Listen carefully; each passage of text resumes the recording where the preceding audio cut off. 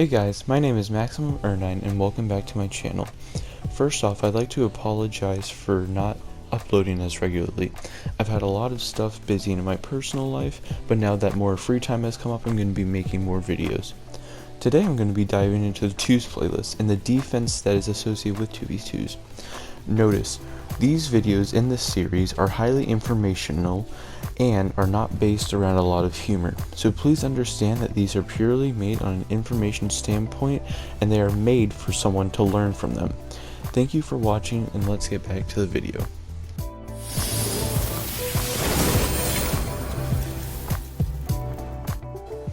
First off, I'd like to talk about the basic rotation for 2v2s, which is fairly self-explanatory and easy to understand. What you want to do is simply, if your teammate is on the ball or is going for the ball, don't go for it. You should not double commit. All this does is decrease the trust between your teammate and yourself. A double commit will also lead to a failure of a play, and you are a much higher chance to forfeit the ball and possession. Instead, you should think more about your positioning and where to be in the right position in case your teammate forfeits possession, misses a shot, or decides to pass it. Here's a scenario. Your teammate sees the ball bouncing off the wall and is starting to go for a shot on target. What should be going through your head? There are a few options to start thinking about. Is he going to miss the ball? Is he going to hit the ball and miss the goal? Is an opponent going to go for a challenge, and will my teammate lose the ball and possession? Like I said in my video about positioning and during my first coaching session, if your teammate is in the section right in front of the goal, you should either be in the section to the sides of him or in the sections behind him. Whether it is the section directly behind him or the diagonal sections behind him, it is most beneficial to be behind instead of at the sides. If you do choose to be in front of your teammate when he takes a shot on net, then you will be out of position, slower to switch into defense, and leave your goal open for a long shot. When on defense, your rotation should be a circle of challenging and anticipating. What I mean by this is, if your teammate decides to challenge a play, whether that be a dribble or a shot, you should be closer to your goal and ready to sweep up the ball and reclaim possession of the play.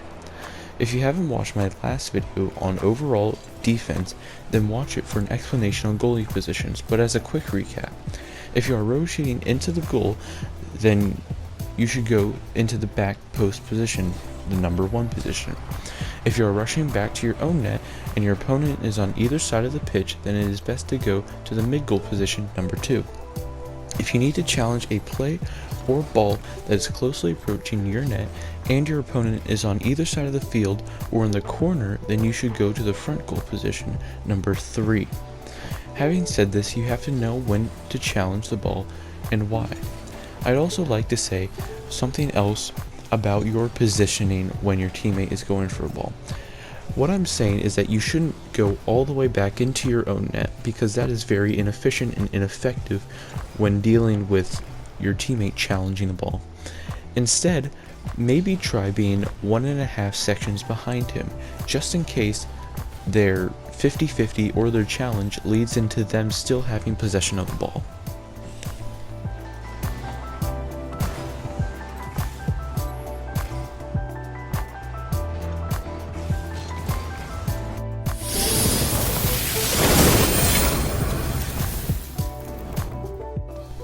Challenging the ball in doubles requires a bit more strategy, because ultimately you want to gain possession for your team and not just yourself. You want to focus on the hook challenge, like I said in my last video on defense, to really steal the ball from your opponent and get it back for your own team. Challenges in doubles require a lot more patience and speed, and by speed I do not mean the speed of your car and how fast you're accelerating, but how quick you are able to think in that situation and act upon your decision. Just remember that when challenging the ball, you can influence the direction the ball gets pinched off of both your cars. If you push with your car to the left, the ball will usually go to the left. And also, depending on the angle of the ball that you hit at, this will influence how you recover and get back into the stream of rotation and where the ball goes. Here's a scenario. You are challenging the ball on your half of the pitch. You choose to go up for a basic front flip challenge instead of a diagonal flip or a hook challenge, which is perfectly fine. Now the ball is up in the air. Now I want to ask you, what should you have tried to do? Well, surprise, there is no wrong answer here other than not going for that challenge to begin with, since you are the only one there to make the challenge. There are multiple options and decisions you could make. One is just to go with a hook challenge. By hooking into the ball, you can gain an upper hand and drive the ball to either side of the field and get past the initial opponent by stealing the ball from under him. A second decision that I recommend is to go for a push challenge instead of the basic front flip. Like I have mentioned many times before, a push challenge is good for just getting through your opponent and more often than not is effective at winning a challenge. The last decision that I would recommend would be to simply stop your momentum and jump right in front of the ball. At that point, it is a physics equation and at what angle your car is. Now, this sounds pretty weird, so I'm going to explain it from a physics-based perspective.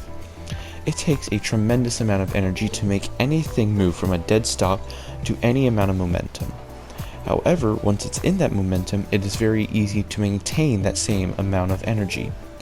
The ball in Rocket League does not have enough weight in it in order to move your car or force your car to move a certain amount. So if you just jump, there is not enough weight in order to move your car or not enough energy in the ball when your opponent is about to hit it to force your car to move the opposite direction. This forces the ball to either bounce off of you or come to a dead stop right in front of your car. Think about it also like this: when you are going full speed at the ball to challenge it, you don't get flung backwards because your opponent has more speed. Both of you put the same amount of energy into the ball, so the ball has nowhere to go, so the ball has to shoot off in a different direction to release that energy. I understand that I have mentioned a lot of information that can sound complicated, but a quick summation of this is that your challenge is really about being beneficial to your team, to regain possession, and ultimately to make a play off of that and lead to a goal.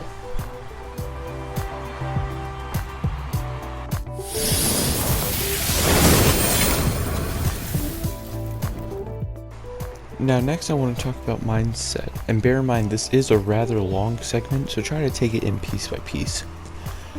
I want to describe general mindsets in doubles defense. Mindset, in my point of view, means your strategy, your attitude, your game sense, and the way you make decisions on and off the ball. Mindset is directly influenced and stems from your playstyle, so developing how you want to play is the first step to developing a good mindset and strategy in-game. When I was developing my playstyle and mindset, I took a step back and thought about how I want to play. I know I love being able to immediately switch between being aggressive and passive, but I also knew that I wanted to be able to pull off the super intricate mechanics like air dribbles and flip resets whilst not being bogged down with analyzing an opponent the whole game. So, that is exactly what I practiced.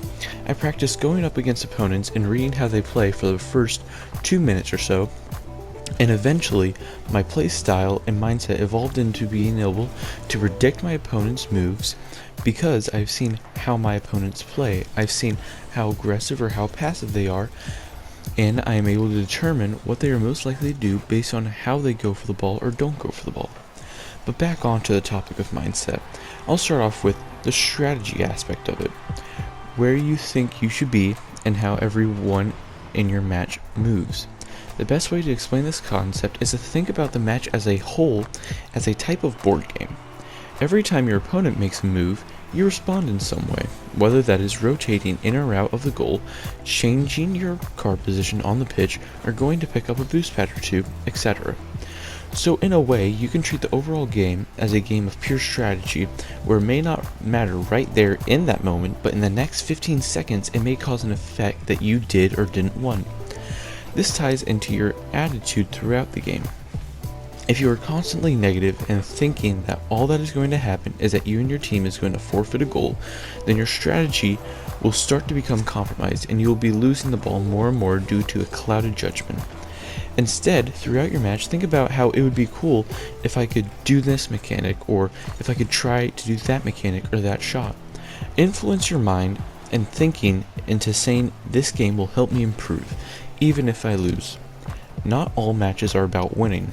Your goal should be to improve in that game and take the experience from that game into improving your gameplay. How this ties into game sense is taking that experience from all of your failed games and successful games and understanding them on a fundamental level. This probably sounds pretty confusing and weird, but let me put it in a different way. Each time you play a match, ranked or casual, you understand how your car moves in the space around you. You understand how the ball moves and interacts with your car. You understand positioning and how to rotate around that much better. Your game sense is all of these aspects that help you make key decisions in crucial situations, along with rotation, positioning, all of that. Your game sense also connects to how and when you move around the ball and on the ball. Movement is highly situational, but to loosely summarize, your job when you are not on the ball is to get in the best position possible to create a play or be ready to retreat. Movement when not on the ball is very underappreciated and not thought about. But in the moment, when you are watching your teammate dribbling or ready to challenge, you are always subconsciously moving your car to a position that you like. But what often happens is that you brake and you stop your car to watch your teammate do something, or you just don't know what to do in that moment. Instead, try to constantly move your car to the different sections that are around your teammate, usually behind them is the best way.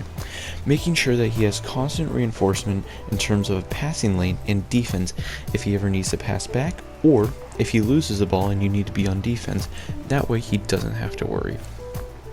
I also want to say something about strategy again real quick. Strategy, when thinking about it as a board game, think about it as when your opponent moves, you move.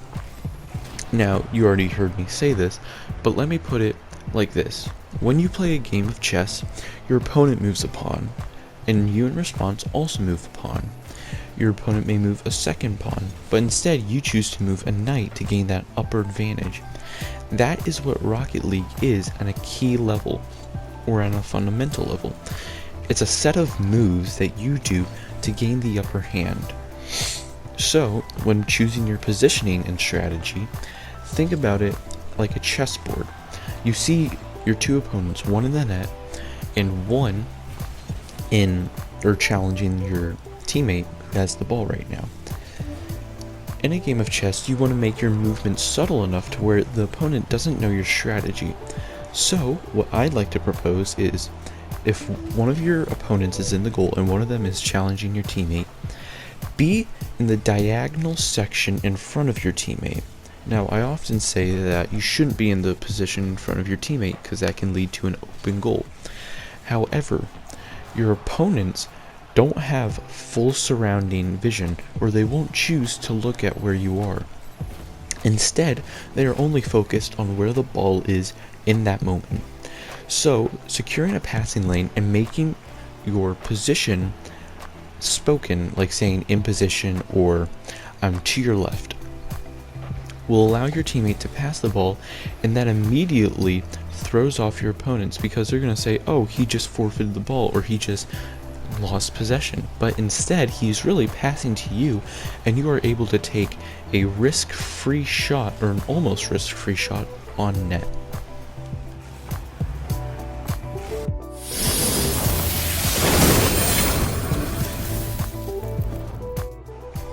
Now I want to give a few basic tips. Some basic tips for rotation and going for the ball are: 1. Don't be afraid to hit the ball if you think you have a better angle than your teammate does. Just say, I got it. 2. Like I said, use the quick chat menu for I got it or take the shot so it avoids any confusion that you may have.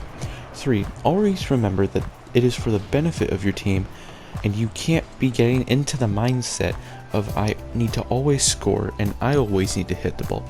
Think about it as we need to contain possession for the majority of the game and make sure that our opponents don't have a way to score. Oftentimes, it is much better to have a good, intense match where both teams are performing passing plays in perfect rotation than just constantly beating down your opponent. What I mean is, you don't want to just have a 1v2 the whole game with your teammate there to help allow you to relax and get boosts every once in a while. Instead, utilize your teammate. He is there as a teammate to accept passes, to pass it to you, to make a shot if he has a good angle. So use each other. be vocal to each other. Say, hey, take the shot, or I got it, or in position, or passing, or centering, something like that. That way you have a constant stream of perfect plays, of perfect rotation.